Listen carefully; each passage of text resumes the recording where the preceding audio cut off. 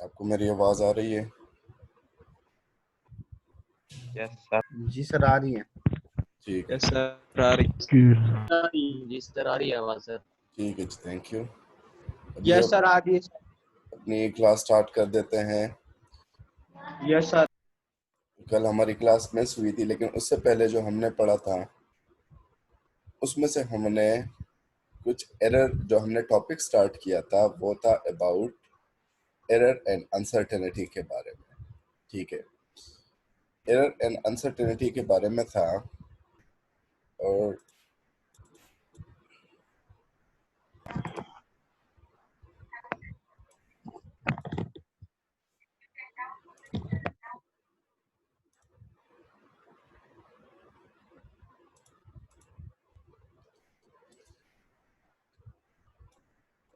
जी, हमने error and uncertainty के बारे में स्टार्ट किया था लास्ट टाइम जो हमने टॉपिक पढ़ा। और उसमें से हमने एरर को डिफाइन किया था कि एरर का क्या मतलब है, किस तरह से हम एरर किस चीज़ को बोलते हैं फिजिक्स की लैंग्वेज में। हमने कहा था कि हमारे पास दो किस्म की वैल्यूज होती है। एक हमारे पास एक्चुअल वैल्यू होती है और एक मेजर्ड वैल्यू होती है। एक्चुअल वो वैल्यू होती है जो मतलब एक्यूरेटली दी गई होती है, किसी बॉडी की लेंथ हो या कोई और इस तरह से मेजरमेंट हो, ठीक है, वो हमें एक्चुअली दी गई हो कि इसकी इस बॉडी की लेंथ या फिर और कोई पैरामीटर, ठीक है, वो इतना है। ठीक है, लेकिन हमने उनको उसको फिर क्या करना होता है, मेजर करना होता है। ठीक है, तो वो जो हम मेजर करते हैं विद सम इंस्ट्रूमेंट, वो मेजर्ड वैल्यू होती है। अब हमारे पास मेजर्ड वैल्यू में और एक्चुअल वैल्यू में थोड़ा बहुत, हर टाइम थोड़ा बहुत उसमें से फर्क आता है। अप टू सम डेसिमल आएगा, लेकिन आएगा जरूर। ठीक है, उस फर्क को हम क्या कहते हैं, एरर कहते हैं। ठीक है, और ये बहुत ही मुश्किल है कि हम अपने किसी भी वैल्यू से, ठीक है, ये हम मेजर्ड वैल्यू को बिल्कुल एग्जैक्ट उसी तरह से लेके आए जिस तरह से एक्चुअल वैल्यू है।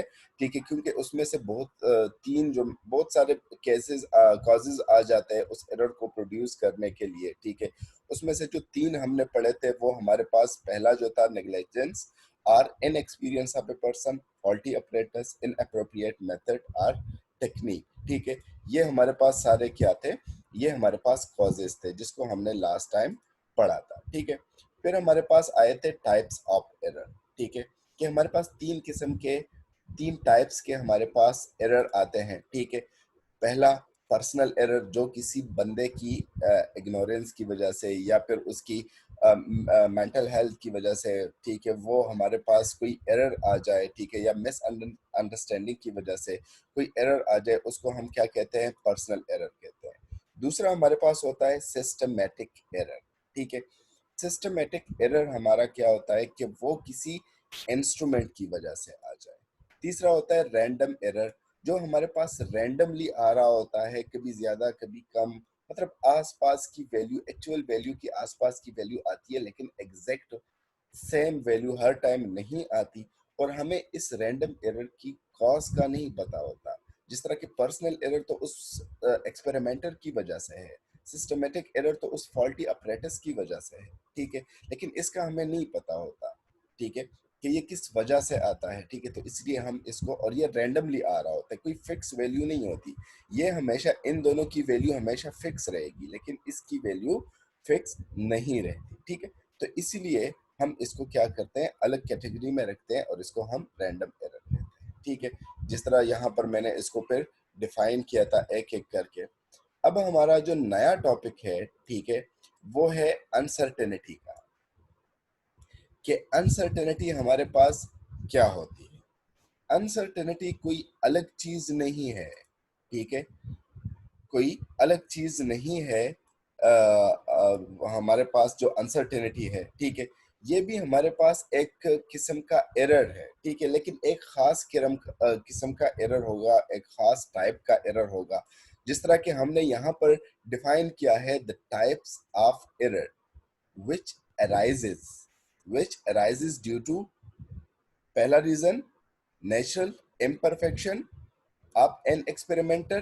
ठीक है, कि एक्सपेरिमेंटर की कोई नेचुरल उसमें से कोई एबिलिटी ना हो, या फिर हम उसको कह सकते हैं कि उसमें से कुछ इम्परफेक्शन हो, ठीक है, उसको मेथड सही वो यूज नहीं कर रहा हो, ठीक है, या फिर इसी तरह से, या फिर उसकी कोई और रीजन हो, ठीक है, तो उसकी, लेकिन रीजन कौन होगा? एक्सपेरिमेंटर होगा, ठीक है।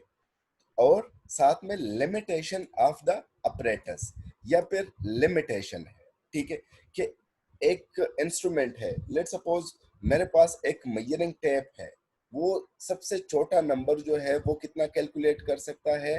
वो 1 इंच तक, लेट सपोज कि वो 1 इंच तक क्या करता है? उसको मैयर करता है, ठीक है। लेकिन मैं उससे क्या मैयर कर रहा हूँ? मैं उससे सेंटीमीटर्स में मैयर करना चाहता हूँ, ठीक है।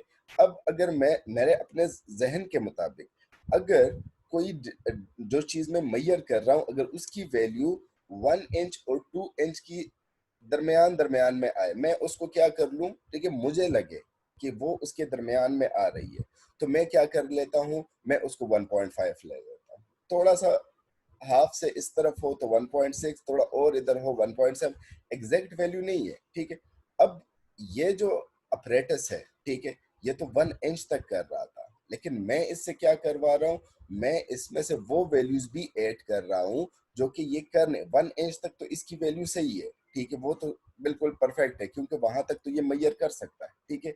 लेकिन जो 0.5, 0.2, 0.6, ठीक है, उसके साथ मैं लगा रहा हूँ, ठीक है, तो वो 0.5 या वो 0.4 या वो 0.3, वो हमारे पास क्या है? वो हमारे पास उसकी लिमिटेशन में आ जाएगी, ठीक है, और उसको हम क्या कहेंगे? अनसर्टेनिटी में रखेंगे। है तो वो भी एरर, ठीक है, लेकिन स्पेशल टाइप का है, ठीक है, और उसको हम क्या रखते हैं?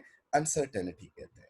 या फिर तीसरा reason, sudden change in the environment, ठीक है, सडनली चेंज आ गया एनवायरनमेंट में। आपने एक टेम्परेचर रखा था, ठीक है, लेकिन आप का ध्यान नहीं था टेम्परेचर की वजह से, आप किसी ओवन में या किसी इसी तरह से दूसरे खास टेम्परेचर पर, फ्री कोल्ड टेम्परेचर में, लोअर टेम्परेचर पर, ठीक है, आप वो कर रहे हैं, ठीक है, एक्सपेरिमेंट कर रहे हैं, तो उसमें से आपके पास क्या आ जाती है कि वो भी थोड़ी सी वैल्यू में फर्क आ जाता है, ठीक है, वैल्यू में फर्क आ जाता है, और उसकी वजह से हमारे पास वो जो फर्क होता है एक्चुअल वैल्यू में और उसमें से मेजर्ड वैल्यू में, उसको हम क्या कहते हैं?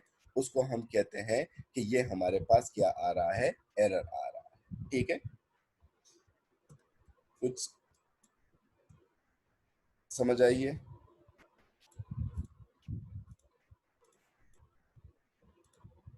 Any question? You can rise your hand.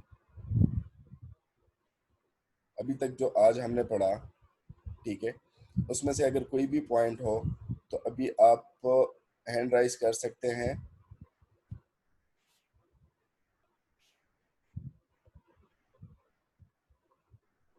जी बेटा।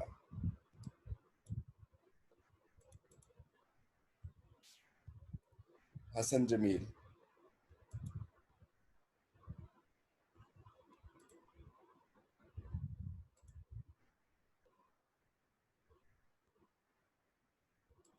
हसन जमील, आपने हैंड राइज किया हुआ है। ओके, तो ये हमारे पास क्या है? ये हमारे पास अनसर्टेनिटी है, ठीक है। मैंने क्या समझाया? मैंने ये समझाया कि this is the type of error which arises due to three reasons. One, natural imperfection of an experimenter, ठीक है, कि उसकी नेचुरल इम्परफेक्शन की वजह से आ जाए, ठीक है, एक्सपेरिमेंटर की। और दूसरा हमारे पास क्या आ जाए? लिमिटेशन ऑफ अपरेटस की वजह से आए। एक अपरेटस किसी मेजरमेंट के लिए बना नहीं है और हम उससे वही मेजरमेंट करवा रहे हैं, ठीक है, तो वो हमारे पास दूसरा उसमें से रीजन हो गया। तीसरा हमारे पास क्या हो जाए? सडन चेंज आ जाए एनवायरनमेंट में, ठीक है। तो ये सारी चीजें हमारे पास क्या कहलाती है? इसकी वजह से जो नेचर जो हमारे पास एक्चुअल वैल्यू है और साथ में मेजर्ड वैल्यू है, उनमें से जो फर्क आ जाए, जो डिफरेंस आ जाए, उस एरर को, उस डिफरेंस को हम एरर कहते हैं। और वो एरर इन तीन रीजन की वजह से अगर आ जाए तो उसको हम क्या कहते हैं? अनसर्टेनिटी कहते हैं। क्लियर? किसी का कोई क्वेश्चन हो तो हैंड राइज कर सकते हैं।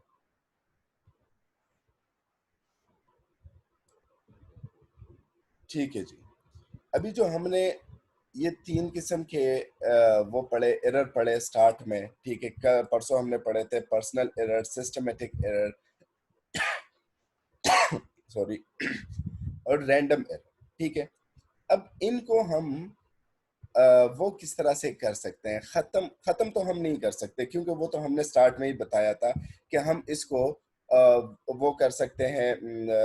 हमारे पास कोई भी इसी तरह से वैल्यू नहीं आएगी, ठीक है, जिसमें कभी एरर नहीं होगा, ठीक है।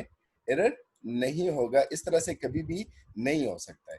तो हम उसको क्या कर सकते हैं? हम उसको, यहाँ पर आपकी बुक में यूज हुआ है हाउ टू रिमूव, ठीक है, लेकिन रिमूव का वर्ड कुछ ज्यादा प्रॉपर नहीं है, ठीक है। हम इसको क्या कह सकते हैं? हाउ टू मिनिमाइज, ठीक है, how to minimise the error, ठीक है। मुख्तलिफ 3 किस्म के एरर है, तो तीनों को हम किस तरह से मिनिमाइज कर सकते हैं? पहला हमारे पास personal error. Personal error can be removed to some extent if experimenter take care during the measurement of any quantity and have proper knowledge about the measurement. Personal error के बारे में हमने क्या पढ़ा था कि ये कौन सा एरर है? ये वो एरर है जो कि किसी पर्सन की वजह से आ जाए, मतलब कि उसको अगर एक्सपेरिमेंटर नेग्लेक्टेंस हो, ठीक है, उसकी वजह से आ सकता है, या फिर वो केयरलेस हो, ठीक है, और या उसको उस एक्सपेरिमेंट का कुछ खास पता ना हो, ठीक है, तो उसका मेथड सही नहीं हो, ठीक है। तो उसको क्या होना चाहिए? वो एरर हम किस तरह से रिमूव कर सकते हैं? आसान सी बात है कि एक्सपेरिमेंटर को क्या करना चाहिए? टेक केयर करना चाहिए हर एक मैयर, हर छोटी सी छोटी वैल्यू जब वो काउंट करे, जब वो मैयर करेगा, ठीक है, तो हर एक वैल्यू को उसने जहन में रखना है, ठीक है, और बहुत ध्यान से उसको वो करना है, काउंट करना है, ठीक है, तब जाकर उसने वैल्यू फिक्स कर देनी है, ठीक है। और दूसरी बात क्या होनी चाहिए? जो दूसरा रीजन था हमारे पास, ठीक है, कि उसको उसके पास प्रॉपर नॉलेज होना चाहिए, उस वो जो इंस्ट्रूमेंट यूज कर रहा है उसके बारे में भी, जो मेथड वो यूज कर रहा है उसके बारे में भी, और जो एक्सपेरिमेंट वो कर रहा है उसके बारे में भी। तो हर एक चीज के बारे में उसके पास प्रॉपर नॉलेज होगा, और अगर वो फुल केयर के साथ वो एक्सपेरिमेंट करेगा, तो वहां का उसका जो पर्सनल एरर है वो उससे काफी एक्सटेंड तक वो क्या हो जाएगा? वो कम हो जाएगा, ठीक है। सिस्टमेटिक एरर, ठीक है, उसको हम किस तरह से खत्म कर सकते हैं? Systematic error can be removed by comparing the faulty instrument, ठीक है, with some accurate and standard instrument, ठीक है। हमारे पास सिस्टमेटिक एरर की रीजन क्या थी कि वो किस वजह से आता है? वो हमारे पास जो इंस्ट्रूमेंट हम जिसको यूज कर रहे हैं उसमें से कोई फॉल्ट है, ठीक है। तो उस फॉल्ट को हमने क्या करना है? उसको रिमूव करना है, लेकिन उसको किस तरह से रिमूव करना है? कि हम उस फॉल्टी अपरेटस को कंपेयर कर दे किसके साथ? एक स्टैंडर्ड इंस्ट्रूमेंट के साथ, ठीक है। तो मुझे क्या पता चल जाएगा? मुझे पता चल जाएगा कि मेरे इंस्ट्रूमेंट में कितना, अगर वो किसी लेंथ मेजर करने वाला इंस्ट्रूमेंट है, ठीक है, तो मुझे पता चल जाएगा, लेट सपोज उसमें से 0.2 सेंटीमीटर का वो आ रहा है, फर्क आ रहा है उसकी, जो हमारा इंस्ट्रूमेंट है उसके दरमियान में, उसमें, और जो स्टैंडर्ड इंस्ट्रूमेंट है, ठीक है, उन दोनों की वैल्यू में कितना फर्क आ रहा है? लेट सपोज 0.2 सेंटीमीटर आ रहा है। तो जब भी मैं इंस्ट्रूमेंट अपने फॉल्टी इंस्ट्रूमेंट से वो करूंगा, मेजरिंग करूंगा, तो लास्ट में वो 0.2 मैंने उसके साथ ऐड कर देना है, या फिर उसको से मैंने सब्ट्रैक्ट कर देना है, ठीक है। और इसकी एक बड़ा जो हमारे पास एग्जांपल है, ठीक है, वो कौन सा है? वो जीरो एरर का है, जो आप 10th क्लास में प्रैक्टिकल करते थे स्क्रू गॉज के जरिए या फिर वर्नियर कैलिपर के जरिए। तो वहां पर हम सबसे पहले जीरो एरर मेजर करते थे। हम फिर कहते थे कि ये पॉजिटिव जीरो एरर है या फिर नेगेटिव जीरो एरर है, ठीक है। उस पॉजिटिव या नेगेटिव जीरो एरर को हम क्या कर लेते थे? अपने साथ नोट कर लेते थे। जब हम फुल एक्सपेरिमेंट कर देते, मेजरमेंट ले लेते थे, ठीक है, तो तब जाकर हम एंड पर अपने रिजल्ट से उसको क्या कर देते? ऐड कर देते उस वैल्यू को, या फिर सब्ट्रैक्ट कर देते, ठीक है। Random error can be minimise by maintaining strict control condition in the laboratory. Repeating. अच्छा, और जो लास्ट एरर है उसको हम किस तरह से रिमूव कर सकते हैं? एक तो ये किसकी वजह से आ रहा था कि एनवायरनमेंट में सडनली कोई ड्रॉप आ जाए, चेंज आ जाए, ठीक है, तो हम एनवायरनमेंट को कंट्रोल कर ले, ठीक है। दूसरा किसकी वजह से आ रहा था? दूसरा हमने ये बताया था कि उसमें से हमें रीजन नहीं पता होता, ठीक है। ज्यादातर तो हम क्या कर लेते हैं, हम एक वैल्यू को मैयर करने की जगह पर, ठीक है, मतलब उसको एक मर्तबा मैयर करने की बजाय उसको 3 4 5 मर्तबा मैयर कर लेते हैं, ठीक है। फिर लास्ट में हम उसका क्या ले लेते हैं, मीन निकाल देते हैं, ठीक है। और मीन निकाल कर हमें वो वैल्यू जो है, जिस तरह के आप 10th क्लास में करते थे, यहाँ पर जब आप लैब में आते थे तो सारे आप टीचर्स आपको कहते थे कि आपको ये जो मेजरमेंट है, ठीक है, इसको एक मर्तबा नहीं, कम से कम 3 3 मर्तबा ले ले, ठीक है। और फिर एंड में उसका क्या निकाल दे, एवरेज निकाल दे। एवरेज और मीन एक ही चीज है, ठीक है। तो उससे वो काफी हद तक रिमूव हो जाता है। तो तीसरे में हमारे पास एक तो ये है कि हमने उसको कंट्रोल करना है, कंडीशंस को कंट्रोल करना है, ठीक है। और दूसरा हमने रिपीटेडली मेजरमेंट लेनी है, ठीक है। और आखिर में उसका फिर मीन निकाल लेना है, एक वैल्यू हमारे पास आ जाएगी, ठीक है। Okay, now any question?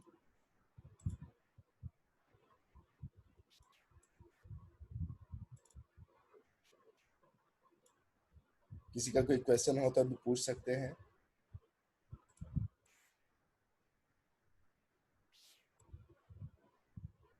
जी बेटा, कोई क्वेश्चन किसी का?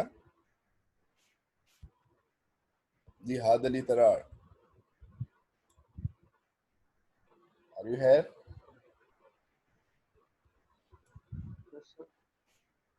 जी बेटा, कुछ समझ आइए? Yes sir. जी तैयब, आपने?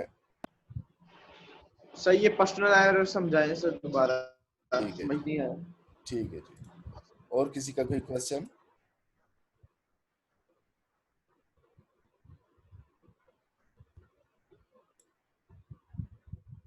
किसी का कोई क्वेश्चन हो तो पूछ ले अभी, ताकि कंबाइनली मैं उसको फिर आपको एक्सप्लेन कर दूं।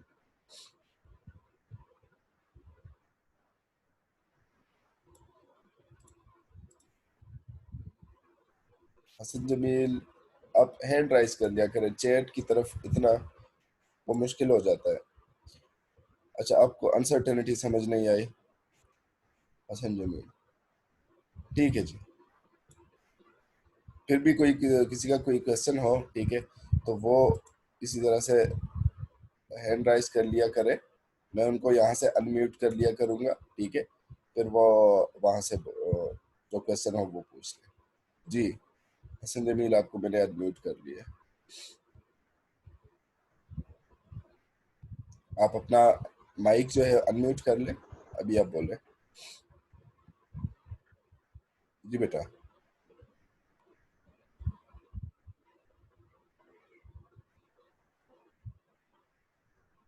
ठीक है। मतलब आपका बस यही क्वेश्चन था कि अनसर्टेनिटी, तो 2 क्वेश्चन पूछे गए, एक अनसर्टेनिटी के बारे में और एक उसके बारे में, पर्सनल एरर के बारे में। तो अनसर्टेनिटी मैंने आपको बताया कि कोई अलग चीज नहीं है, ठीक है, सिर्फ और सिर्फ ये एक एरर है, लेकिन कुछ स्पेसिफिक रीजन की वजह से आ जाए सॉरी, स्पेसिफिक रीजन की वजह से आ जाए। वो रीजन क्या हो सकती है? नेचुरल इम्परफेक्शन, मतलब नेचुरली फिट ना हो वो एक्सपेरिमेंट।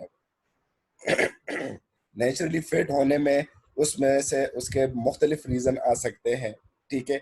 नेग्लेक्टेंस भी हो सकता है, ठीक है। उसमें से वो क्या कर सकता है, उसकी नज़र का भी मसला हो सकता है, ठीक है।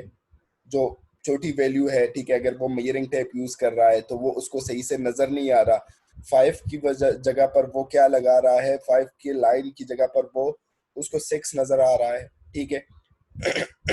ये भी नेचुरल इम्परफेक्शन में आता है, ठीक है। मतलब जो नेचर की वजह से उसमें से इम्परफेक्शन है, ठीक है, वो हमारे पास वो एक रीजन हो गया।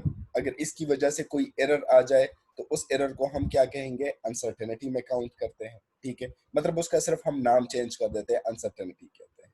ठीक है। दूसरा, लिमिटेशन ऑफ अपरेटस। अपरेटस में लिमिटेशंस है, मतलब हमारे पास जो इंस्ट्रूमेंट हम यूज कर रहे हैं, अब एक मेजरिंग वो है, टेप है, ठीक है, जो कि सिर्फ सेंटीमीटर्स में मेजर कर रही है, ठीक है, लेकिन मैं उससे क्या मेजर कर रहा हूँ, सॉरी इंचेस में मेजर कर रही है, लेकिन मैं उससे सेंटीमीटर्स मेजर कर रहा हूँ, ठीक है। तो ये तो उसके लिमिट के से फार जा रही है, मतलब ये तो वो काउंट नहीं कर सकती, ठीक है। तो लाजमी बात है उसमें से एरर आएगा, ठीक है। जब एरर आएगा तो उस एरर को हम क्या कहेंगे, अनसर्टेनिटी कहेंगे, या फिर सडन चेंज आ जाए एनवायरनमेंट में, ठीक है, सडन चेंज आ जाए एनवायरनमेंट में, तो उसको हम क्या कर सकते हैं, उसको हम अनसर्टेनिटी कहेंगे, ठीक है। अचानक से टेम्परेचर राइज हो जाए, अचानक से टेम्परेचर कम हो जाए, अचानक से प्रेशर ज्यादा हो जाए, प्रेशर कम हो जाए, ठीक है, तो उसकी वजह से जो हमारी मेजरमेंट में फर्क आएगा, जो हमारी मेजरमेंट में एरर आएगा, उस एरर को हम क्या कहते हैं, अनसर्टेनिटी, ठीक है। अच्छा, दूसरा पर्सनल एरर। पर्सनल एरर हमारे पास कौन सा होता है, वो हमने यहाँ पर डिफाइन किया था कि the error due to carelessness और improper proper knowledge of knowledge about an instrument or incorrect reading of a scale by experimenter is called personal error। अगर एरर आया हो, ठीक है, और वो किसकी वजह से हो, उस बंदे की जो एक्सपेरिमेंटर है उसकी केयरलेसनेस की वजह से, मतलब वो केयर नहीं कर रहा हो, उसके पास 0.2 के करीब करीब वैल्यू आ रहा हो, आ रही हो, तो वो कह है कि चलो 0.2 कर दे या 0.3 कर दे, ठीक है। तो तो उसकी वजह से जो एरर आ रहा होगा, ठीक है, उसकी केयरलेसनेस की वजह से, उसको हम क्या कहेंगे, पर्सनल एरर कहेंगे। या फिर उसके पास प्रॉपर नॉलेज ना हो, ठीक है, उस बंदे के पास, उस एक्सपेरिमेंटर की वजह के पास प्रॉपर नॉलेज ना हो उस इंस्ट्रूमेंट के बारे में, जो इंस्ट्रूमेंट वो यूज कर रहा है, ठीक है, तो उसको हम क्या कहेंगे, उसको हम कहेंगे पर्सनल एरर। या फिर वो जो स्केल उसने लिया हो, ठीक है, उसके ऊपर जो कैलिब्रेशन हुई हो, ठीक है, सॉरी कैलिब्रेशन नहीं, मतलब जो कैलिब्रेशन हुई है उसको वो गलत तरीके, जिस तरह मैंने पहले बताया, उसको वो गलत तरीके से रीड कर रहा हो वो एक्सपेरिमेंटर। इसमें से आसान सी बात यह है कि अगर एक्सपेरिमेंटर की वजह से कोई एरर आए तो उसको हम पर्सनल एरर कहेंगे, अगर इंस्ट्रूमेंट की वजह से कोई एरर आए तो उसको हम क्या कहेंगे, सिस्टमेटिक एरर कहेंगे। अगर पर्सन की वजह से भी ना हो, पर्स जो एक्सपेरिमेंटर है वो भी बिल्कुल फिट है, उसके पास नॉलेज भी काफ़ी है, ठीक है, और जो सिस्टम वो यूज़ कर रहा है, जो इंस्ट्रूमेंट वो यूज़ कर रहा है वो भी बिल्कुल एक्यूरेट हो, ठीक है, लेकिन फिर भी थोड़ी बहुत वैल्यू, कभी एक वैल्यू आ रही हो, कभी दूसरी वैल्यू आ रही हो, ठीक है, तो उस किस्म की वैल्यू को फिर हम क्या कहते हैं, उसको हम कहते हैं रैंडम एरर, ठीक है। क्लियर? इसका कोई क्वेश्चन हो?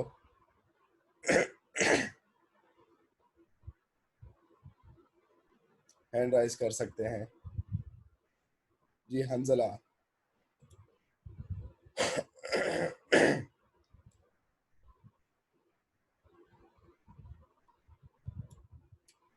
हाफिज Umar from 11th H।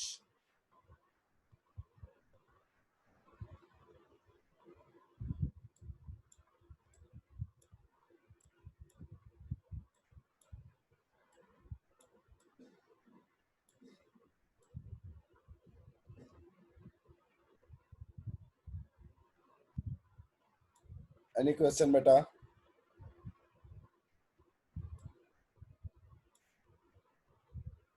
Abdullah जान।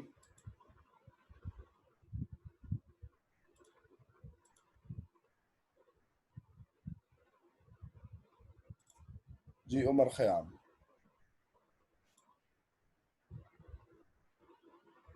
अनम्यूट कर लो अपने आप को।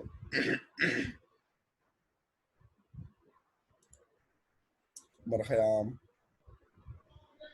नो सर, नो क्वेश्चन, गलती से हो गया, सॉरी सर।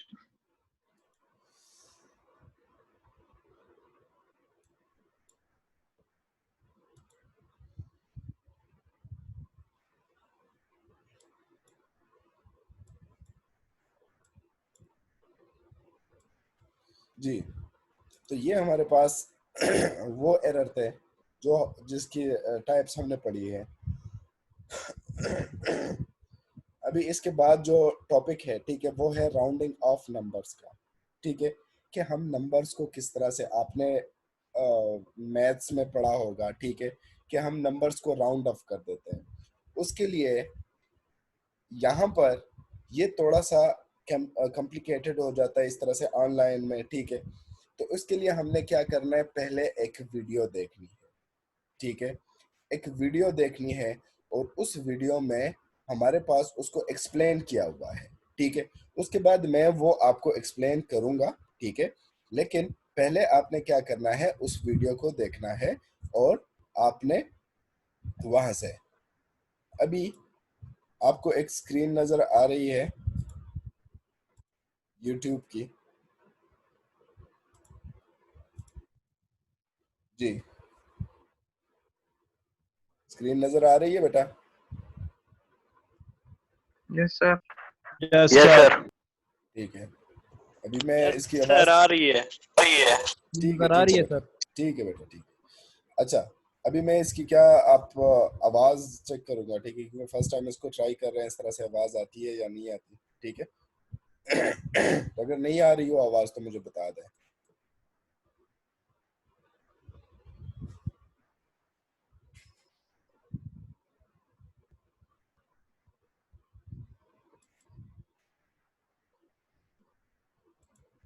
अच्छा, आवाज आ रही है इस वीडियो की आपको? No sir. नो नहीं आ सर। रही? No sir. नहीं आ रही सर। ठीक है, ठीक है, मैं इसको दूसरे ट्राई कर लेते हैं, इसको दूसरे उससे। नो सर, नहीं आ रही सर, नहीं आ रही। ठीक है बेटा, ठीक है।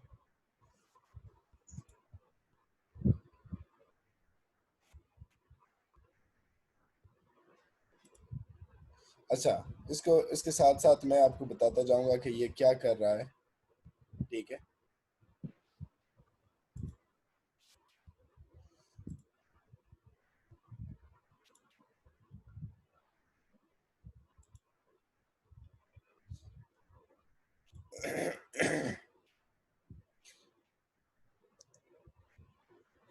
अच्छा, ये अभी हमें वही रूल्स बताएगा जो जो अभी हमारा टॉपिक है। ठीक है, ये जो लेक्चर है, इसका ये जो लिंक मैं आपको अभी ग्रुप में सेंड कर दूंगा।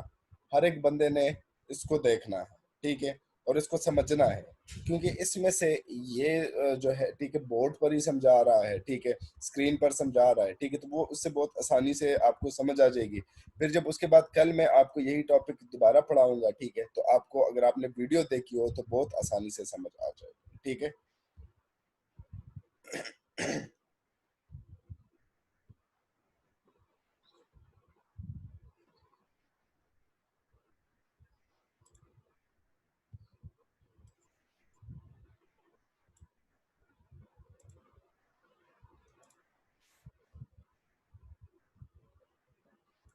अच्छा, ये यहाँ पर फर्स्ट रूल समझा रहा है कि लेट सपोज, अगर हमारे पास ऐसा कोई नंबर हो, ठीक है, जिसके एंड पर हमारे पास क्या आ रहा हो, मतलब कोई मतलब अगर हमने उससे एक नंबर को क्या करना है, एलिमिनेट करना है। ठीक है, और वो जो हम नंबर, जो आखिरी नंबर जिसको हम एलिमिनेट कर रहे हैं, जिस तरह इसने यहाँ पर लिख दिया 7.23, ठीक है, वो नंबर क्या हो, 5 से छोटा हो। ठीक है, अब ये इससे 7.23 से क्या बन जाएगा, 7.2 बन जाएगा। क्यों? इसने 3 को एलिमिनेट कर दिया, और 3 क्या था, 3 हमारे पास 5 से छोटा नंबर है। ठीक है,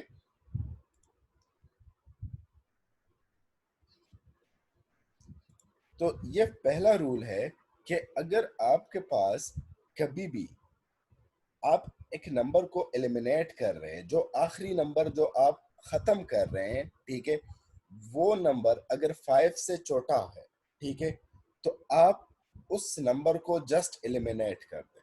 ठीक है, बाकी कुछ ना करें, ठीक है, बस उसको 7.23 की जगह पर यहाँ ये 3 हमने हटाना था, ठीक है, इससे हमने 3 को हटा दिया, ठीक है, क्योंकि वो 5 से छोटा है, ठीक है, तो इसलिए हमने बस 7.2 रख दिया। लेकिन दूसरा केस क्या आ जाता है कि अगर ये जो आखिरी नंबर हम खत्म कर रहे हैं ये 5 से बड़ा हुआ तो हम फिर क्या करेंगे? जिस तरह कि यहाँ पर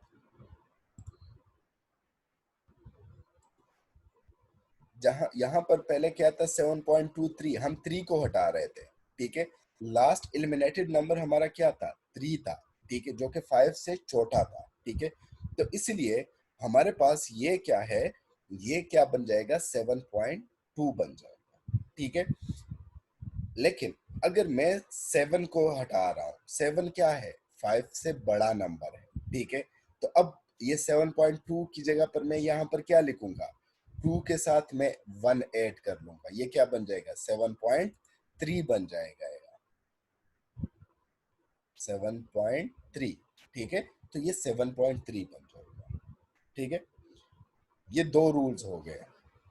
अब तीसरा रूल है, अगर ये तो पहला वाला किसके लिए था? अगर हमारे पास वो नंबर जो है, ठीक है, वो उससे, चलो आज के लिए ये 2 ही काफी है, ठीक है, अगर पहला नंबर हमारे पास जो नंबर हम एलिमिनेट कर रहे हैं अगर वो 5 से छोटा हुआ, ठीक है, तो हमारे पास क्या होगा? एज इट इज हम उस नंबर को एलिमिनेट कर देंगे, ठीक है, और बाकी नंबर को एज इट इज लिख देंगे, ठीक है। लेकिन अगर वो नंबर जिसको हम एलिमिनेट कर रहे हैं, जिस तरह कि यहाँ पर हमने 7 को एलिमिनेट कर दिया, तो जो 7.2 होगा उसमें से वो आखिरी पॉइंट के बाद जो नंबर होगा, ठीक है, वो क्या बन जाएगा? वो एक डिजिट इंक्रीज हो जाएगा, वो 7.2 की जगह पर फिर हम क्या लिख देंगे? 7.3 लिखेंगे, ठीक है। तो ये हमारे पास 2 रूल्स इसके हो गए। इसकी आपको कुछ समझ आई है?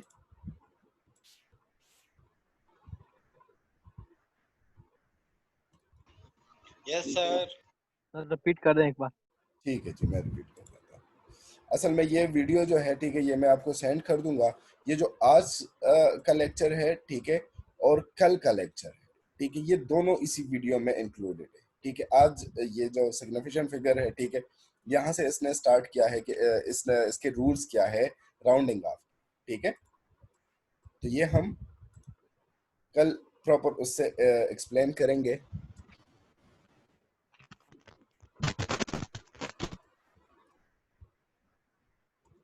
मैं दोबारा भी इसको कर लेता हूँ और अपनी अटेंडेंस को यकीनी बनाए, क्योंकि आपकी अटेंडेंस जो है वो काउंट हो रही है, ठीक है। तो ये सारे जो बीच में से चले जाते हैं या फिर आते ही नहीं है, ठीक है, तो अगर आपका उनसे वो है, ठीक है, जो नहीं आते हैं तो उनको बता दें एक मरतबा, ठीक है, कि इसी तरह से अटेंडेंस जो होगी वो काउंट होगी, ठीक है। अच्छा सर ये चले नहीं जाते सर, ये फेसबुक पे लग जाते हैं सर। साइलेंस बेटा, बीच में से ना बोला करो ना। ये मसला होता है कि ज्यादातर आप लोगों को म्यूट करना पड़ता है, ठीक है, क्योंकि आप क्रॉस टॉकिंग में लग जाते हैं। तो इससे बेहतर है कि अगर आप क्रॉस टॉकिंग ना करें तो यहाँ से ज्यादा टाइम आपका माइक जो होगा, ठीक है, वो ऑन रहेगा, ठीक है, तो उसमें से आप क्वेश्चन भी किसी किस्म का पूछ सकते हैं, ठीक है, हमें भी पता चलेगा कि आप एक्टिव है नहीं है, ठीक है, और प्रॉपर से होगा, ठीक है। अच्छा, जो अभी हम लास्ट में वो बता रहे थे, ठीक है, जो वीडियो में हमने समझा दिया, वो ये इसके ये 2 पहले हमारे पास वो है, ठीक है, कि if the dropping digit is less than 5, जिसको आप ड्रॉप कर रहे हो, ठीक है, वो हमारे पास क्या है? लेस देन 5 है, then the last retained digit is kept as it is, ठीक है, तो वो हमारे पास क्या होगा? वो हमारे पास एज इट इज आएगा, जिस तरह से है वो उसी तरह से रह जाएगा। यहाँ पर अगर मैं यहाँ पर आपको लिख दूं, ठीक है, कि 1.23, अगर मैं कहूँ कि मैं इसको सिर्फ 2 डिजिट्स में लाना चाहता हूँ, तो मैं इसको क्या लिखूंगा? 1.2 लिखूंगा, क्योंकि ये 3 जिसको मैंने एलिमिनेट करना था, ठीक है, वो हमारे पास क्या था, 5 से छोटा था। ये सिर्फ 2 नंबर्स के लिए नहीं है, ये 1.2 3 4 5 6 7 8 कोई भी नंबर हो सकता है।